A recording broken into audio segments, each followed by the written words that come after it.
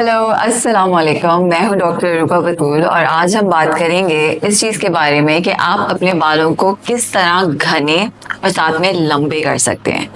अच्छा, सबसे पहली बात तो ये है कि मैं अपनी पर्सनल आप लोगों को जर्नी के बारे में बताती हूँ, बिकॉज कोई भी चीज़, अगर मैं किसी भी चीज़ के बारे में बात करूँ, मेरा अपना पर्सनल एक्सपीरियंस ना हो तो ऑब्वियसली आप लोग भी मुझे ट्रस्ट नहीं करेंगे और क्रेडिबिलिटी नहीं रहती, right. So let's talk about this. मेरे बाल इतने ज़्यादा रफ थे, मैं पिक्चर लगा रही हूँ यहाँ पे, रफ थे बहुत ज़्यादा, साथ में बहुत थिन थे और मेरी जो फैमिली में वो अच्छे घने बाल हैं। मेरे बाल क्यों इस तरह के हुए थे? क्योंकि मैंने अपने बाल कर लिए थे कलर, और कलर से क्या होता है कि कलर से जो आपकी बालों की जो ऊपर की लेयर होती है जो प्रोटेक्ट करती है आपके बालों को, वो सारी ख़राब हो जाती है। आई नो कि हम बाल कलर करवाते हैं, बट मैं लड़कियों को हमेशा एडवाइस करती हूँ कि आप अपने बालों को अमोनिया फ्री कलर करवाओ और ब्लीच बिल्कुल ना करवाओ, बिकॉज अगर आप अपने बालों को ब्लीच करवाओगे तो वो तो आप समझे आपने अपने बाल जला दिए, and there is no treatment no matter what anyone says to reverse it back. फिर उसके बाद मुझे बहुत अर्ली ऑन ये बात रियलाइज हो गई थी कि बालों को अगर आपने लंबा करना है ना तो उसकी एक टेक्निक है, और वही टेक्निक मैं आज आप लोगों को सिखाऊंगी, ठीक है। और अब मेरे बाल इतनी जल्दी लंबे होते हैं कि मैं आप लोगों को पिक्चर्स दिखाऊं, मैं बार बार अपने बाल कटवा भी रही होती हूँ तो वो उगरे होते हैं। वाई? बिकॉज अब मुझे वो सीक्रेट समझ आ गया, और वो सीक्रेट मैं आज आप लोगों को समझाऊंगी। और वो सीक्रेट पहली मैं बता दूं, ये नहीं कि आप ये तेल लगा लें या आप कुछ ये लगा लें, no, let's understand the science of hair. Because अगर आप साइंस समझेंगे बालों की तो आपको इवेंचुअली बहुत अच्छे रिजल्ट नजर आना शुरू हो जाएंगे। नंबर वन चीज़ क्या है? नंबर वन चीज़ जो मैं चाहती हूँ कि सब ये बात समझें वो ये है कि जो सबसे इम्पॉर्टेंट टाइम होता है ना आपके बालों के लिए, वो होता है जब आपके बाल यहाँ से लेके यहाँ तक की लेंथ में होते हैं, और उसके बाद यहाँ से लेके यहाँ, और सबसे लेस इम्पोर्टेंस आपको देनी चाहिए यहाँ के बालों को। क्यों?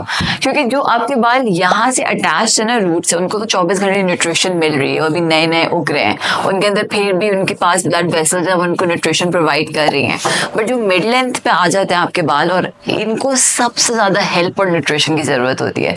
नॉर्मली क्या होता है कि लोग अपने इस साइड के बालों की ख्याल नहीं रखते, वो ड्राई हो जाते हैं, उसके ऊपर कोई भी प्रोडक्ट यूज करें, हीटिंग टूल यूज करें, वो बिल्कुल पतले हो जाते हैं, वीक हो जाते हैं, वो यहाँ से टूट जाते हैं। बहुत दफा रूट से नहीं टूटते बाल, आप देखो ना तो रूट से नहीं टूटेंगे होंगे, लोगों के यहाँ से टूटे होंगे। वाई? बिकॉज उन्होंने अगर उस चीज का, अगर एक प्लांट है आपने देखोगे मुरझा जाता है, वही हिसाब इसका, ठीक है। तो अब आपको मैं रूटीन समझा रही हूँ जो मैंने सीखी थी, which is also the technique. अगर आप ये रूटीन फॉलो करोगे तो यू विल सी कि आपके बाल बहुत तेजी से बढ़ना शुरू हो जाएंगे, ठीक है। मेरी आप हेयर जर्नी क्विकली देख सकते हैं कि मेरे बाल इस तरह के थे और अब इस तरह के हैं, एंड इसमें ये रूटीन सबसे बेस्ट रही है। करना क्या है? सबसे पहले दो चीज़ों का आपने ख्याल रखना है, आप अपने बालों पे क्या लगा रहे हो और अपनी बॉडी को आप क्या दे रहे हो, दोनों चीज़ें इक्वली इंपॉर्टेंट है। अगर आप अपने बालों पे अच्छी से अच्छी चीज़ें लगा रहे हो बट आप इंटरनली अपनी बॉडी को इनरिच नहीं कर रहे हो, तो वो आपके जो बाल हैं वो प्रोटीन से बने हुए हैं ना, आपकी डाइट में प्रोटीन नहीं है या आपकी डाइट में वाइटामिन नहीं है, मिनरल्स नहीं है, तो जो वो चीज़ें हैं ही नहीं, तो आपके बाल खड़े कैसे होंगे, मतलब किस तरह उगेंगे किस तरह, ठीक है। तो आपने जो चीज़ें अपने बालों के ऊपर लगानी है वो उनको मेंटेन करने के लिए लगानी है, बट आपने इस तरह की चीज़ें खानी है जिससे आपके बाल उगें, और जब उगें तो वो एक स्ट्रॉन्ग सीमेंट, स्ट्रॉन्ग रूट के साथ उगें। सो अब आई थिंक आप लोगों की बात समझ आ गई कि भाई हमें अपना सॉइल जो है, जैसे अगर कोई पौधा है तो उसके अंदर जो मिट्टी है वो स्ट्रॉन्ग होगी तो वो ज़्यादा उगेगा। सबसे पहली चीज़ आपने करनी ये है कि आपने अपनी डाइट को देखना है। The best things that you can eat for your hair would be collagen. अगर आप कोई कोलेजन की ड्रिंक या कोलेजन के बाद साशेस पाउडर्स आते हैं, वो अपनी डाइट में इंक्लूड करें, आपके बालों की स्ट्रेंथ को, आपके बालों के स्ट्रक्चर को बहुत अच्छे से इंप्रूव करेगा। सेकेंडली बायोटिन, अगर आपको बायोटिन की डेफिशिएंसी है और आपको नहीं पता तो आप कुछ भी अपने बालों पे लगा लें, आपके बाल गिरते रहेंगे। थर्डली आयरन, बहुत हमारी अवाम पाकिस्तान में 90% लोगों को आयरन की डेफिशिएंसी होती है, उनको पता भी नहीं होता एंड उनको ये इस तरह के सिम्टम्स नज़र आ रहे होते हैं, उनकी स्किन डल हो रही है, उनके बाल गिर रहे हैं, वो सब लगा रहे हैं, वो सारी चीज़ें यूज़ कर रहे हैं, पर उनको यही बात नहीं पता कि उनको तो आयरन की डेफिशिएंसी तक वो नहीं इम्प्रूव होगी, वो कुछ भी लगा लें कुछ फ़ायदा नहीं होगा। उसके अलावा आप अंडे खाएं, ठीक है, अंडों के अंदर इस तरह की इतनी लाइक प्रोटीन रिच डाइट लें, व्हाट आई मीन टू से कि प्रोटीन रिच डाइट लें जिसके अंदर से आपकी बॉडी नरिश हो प्रॉपर्ली। अगर आपको ये लगता है ना कि आपकी डाइट आप इतनी चीज़ें नहीं खा सकते, जैसे मेरी लाइफस्टाइल बहुत तेज़ है, बहुत फास्ट है, I am always doing something, तो भाई सप्लीमेंट्स लें, सप्लीमेंट्स अच्छे लें, सप्लीमेंट्स लें जिसके अंदर विटामिन ए भी हो, डी भी हो, ई भी हो, के भी हो और बायोटिन तो ज़रूर हो और आयरन भी हो, फॉलिक एसिड भी हो, जिंक भी हो, अच्छी वाइटामिन मल्टी वाइटामिन की आप सप्लीमेंट्स लें जो बालों के लिए बने हो, ताकि चलें अगर आपकी डाइट में भी इतनी आपको नहीं मिल रही तो वो वहाँ से कवर हो जाए। ठीक है, अब हमने सबसे इंपॉर्टेंट बात तो ये करी, पानी आपको पता है पीना चाहिए, that's the most fundamental thing you should do. Secondly आप क्या करना है, अब जो सेकेंड स्टेप है ना वो आपने डिवाइड कर देना है शावर से पहले, शावर के बीच में और शावर के बाद।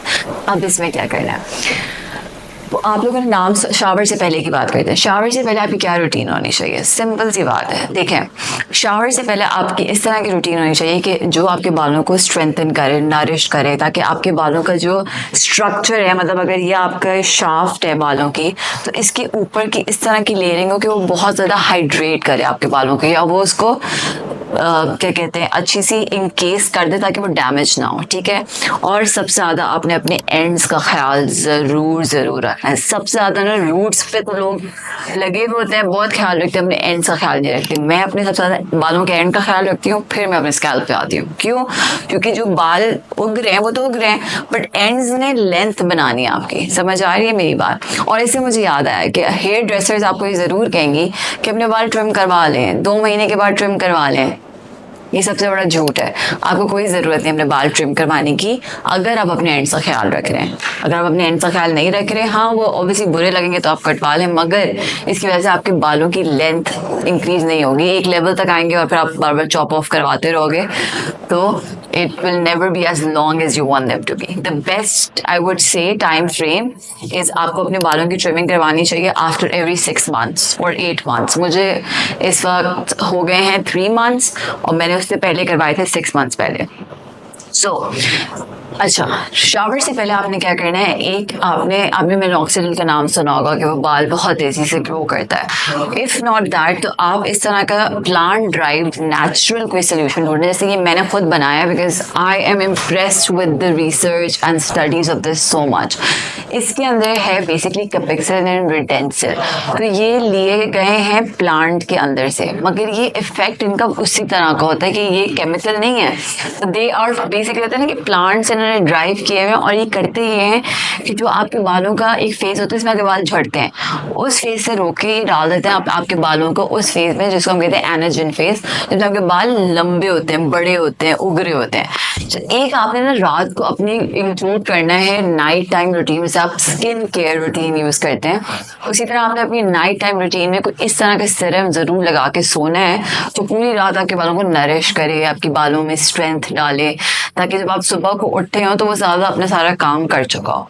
तो एवरी नाइट, मैं ये नहीं कह रही कि आप मेरा ही लो, किसी का भी लो, but use a good medicated solution जिसके अंदर कैपेक्सिल रिटेंसिल जरूर हो, प्रोकैपिल भी हो, एनागिन भी हो। ठीक है, बाइकैपिल अगर आप ब्रेस्ट फीडिंग मदर हैं तो try to avoid that, other than that perfect. ठीक है, अच्छा अब सेकेंड, हर दफ़ा नहाने से पहले आप अपने बालों में ऑयलिंग ज़रूर करें, ज़रूर। क्यों? क्योंकि वो आपके बालों को नरिशमेंट देगा, सॉफ्टनेस देगा, ताकि जो बाल उग रहे हैं अगेन मिड लेंथ वो ज़्यादा जल्दी से लंबे होंगे। रोज़मेरी की बहुत ज़्यादा स्टडीज़ हैं जिसमें कहते हैं कि rosemary is the only oil in the world जो कि आपके बाल उगा सकता है, बट अगर आपको रोज़मेरी सूट नहीं करता तो आप कोकोनट कर लें, आर्गन कर लें, ओहोबा कर लें, इतने तेल हैं। Just choose any good oil that you can use before you shower.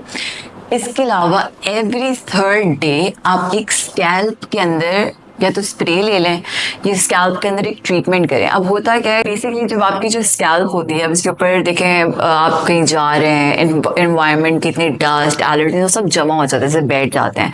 जैसे हम डस्टिंग नहीं करते हैं, आपने अपने स्कैल्प की भी डस्टिंग करनी है। अब वो आप किसी स्कैल्प ट्रीटमेंट के थ्रू करें, किसी स्कैल्प स्क्रब के थ्रू करें, किसी स्कैल्प स्प्रे के थ्रू करें, या आपकी अपनी चॉइस है।